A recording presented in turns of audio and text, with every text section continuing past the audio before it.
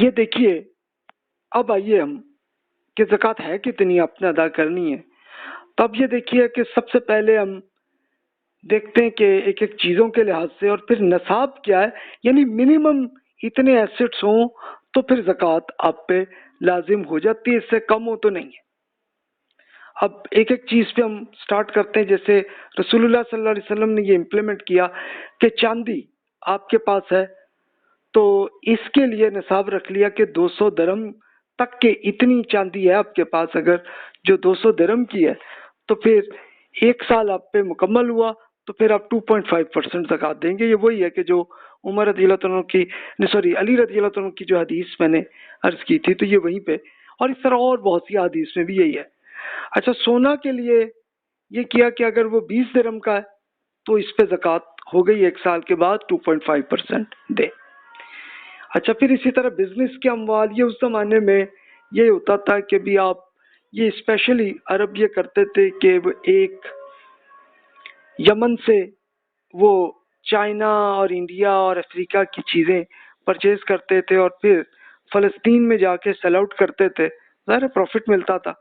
اور پھر اسی طرح سے یہ کرتے کہ وہاں سے پھر وہ پورے یورپ کی جو جو پروڈکٹس ہیں وہ پرچیز کر لیتے فلسطین میں، اور پھر اس کے بعد پورے عرب میں وہ بیچ لیتے یا پھر یمن میں لے جا کے بیچ دیتے تھے.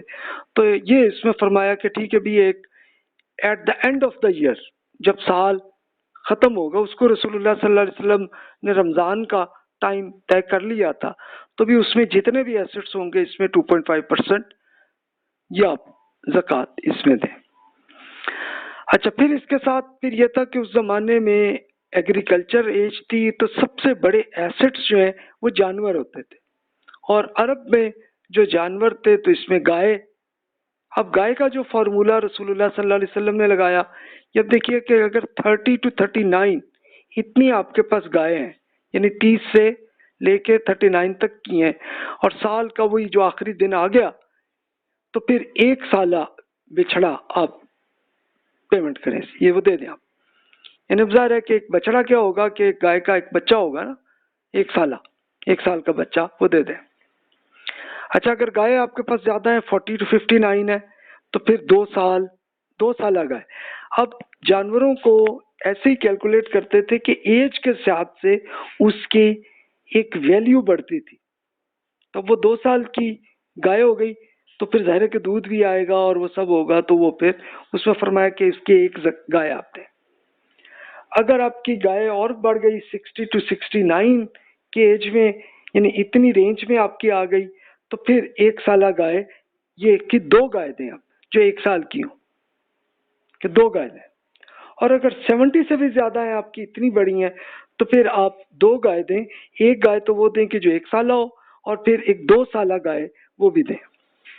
تو یہ اب دیکھیے کہ یہ فارمولا اس میں فرمایا. بکرے کے لیے رسول اللہ صلی اللہ علیہ وسلم نے اس طرح سے کیلکولیٹ کیا کہ اگر 40 سے 120 تک کے گائے ہیں اور سال آپ کا گزر گیا تو پھر ایک بکری یا ایک بکرا وہ ایک دے دیں. اگر 121 سے لے کے 200 تک ہیں تو پھر 2 بکرے دے دیں. اور اگر 200 سے زیادہ ہیں، 201 سے لے کے آنورڈ جتنے بھی ہوں، تو پھر 100 بکرے کے عوض ایک ایک بکرا یا ایک بکری آپ وہ دیں. یہ دیکھیے کہ یہ اس طرح سے رسول اللہ صلی اللہ علیہ وسلم نے اپنے زمانے میں ایسے امپلیمنٹ فرمایا. تو اب اسے دیکھ لیں. اچھا، اب دیکھیے اگر گائے کسی کی 30 سے کم ہے یا بکرے ہیں تو 40 سے کم ہے تو اس کے لیے کوئی زکوٰۃ نہیں. سملرلی چاندی اور سونا ہی وہی اس زمانے کا کیش ہوتا تھا، تو وہ اگر چاندی 200 درہم سے کم ہے یا سونا ہے تو وہ 20 درہم سے کم ہے تو اس پہ بھی کوئی زکوٰۃ نہیں تھی. تو اس طرح سے اسے کیلکولیشن ایسے کیا. اچھا، مزید جانوروں میں دیکھیے تو پھر اونٹ میں رسول اللہ صلی اللہ علیہ وسلم نے امپلیمنٹ کیا کہ اگر 5 سے کم ہے تو کوئی زکوٰۃ نہیں. اگر 5 اونٹ ہیں تو پھر ایک بکری آپ دے دیں. اگر آپ کے اونٹ زیادہ ہے 25 سے لے کے 35 تک ہے، اتنے ہیں، تو پھر ایک سالہ اونٹنی دے دیں. اور اگر اونٹنی آپ کی مزید زیادہ ہے، یعنی اتنے کوئی امیر ہیں کہ 61 سے لے کے 75 کی رینج تک اتنے بڑے اونٹ ہیں، تو پھر 4 سالہ اونٹنی اب دیں. یعنی وہ آپ سمجھ لیں کہ سب سے زیادہ ایکسپینسو ایسٹ جو ہے وہ یہ بن گئی تاکہ یہ زکوٰۃ اتنی ہے۔ اب یہ سارے تو ایسٹس پہ ہیں۔ اچھا، اب انکم کی زکوٰۃ جو ہے وہ اس زمانے میں ایگریکلچر کی تھی، تو رسول اللہ صلی اللہ علیہ وسلم نے یہ اس میں فارمولہ ایسے بنایا کہ بھی یہ اگر پیداوار میں آپ نے کوئی خرچہ نہیں کیا، کوئی اس میں نہیں ہوا، مثال کے طور پہ صرف بارش سے ہی وہ آ گئی ہے، آپ کی ایگریکلچر بن گئی، کچھ جو بھی آپ کے چاول یا گندم یا جو بھی ہے اس زمانے میں وہاں مدینہ منورہ میں کھجور وہ ہوتی تھی، وہ بن گئی ہے، آپ نے کوئی کام نہیں کیا اور وہ ایسے ہی ہو گیا، تو پھر 10% انکم پہ آپ زکوٰۃ دیں۔ اور اگر آپ نے اخراجات کیے ہیں، اس کے لیے کوئی محنت کی ہے، کچھ خرچے بھی آپ نے کیے ہیں، تو پھر آپ صرف 5% آپ زکوٰۃ دیں۔ یہ انکم پہ ہے۔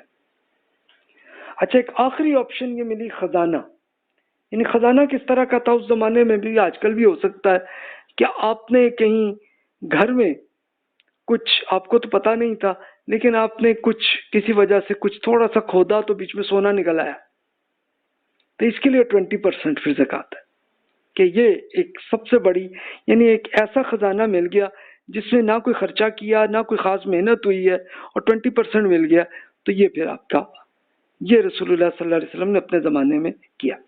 اچھا، اب آپ کے ذہن میں ہوگا کہ کوشچن کہ جناب یہ تو رسول اللہ صلی اللہ علیہ وسلم کے زمانے کی چیزوں پہ تھا، تو پھر مزید کیا ہو کہ اور بھی انکم کے طریقے اب تو آ گئے ہیں نا، کچھ آپ کو ایسٹس اور قسم کے، اس پہ زکوٰۃ کیا ہوگی؟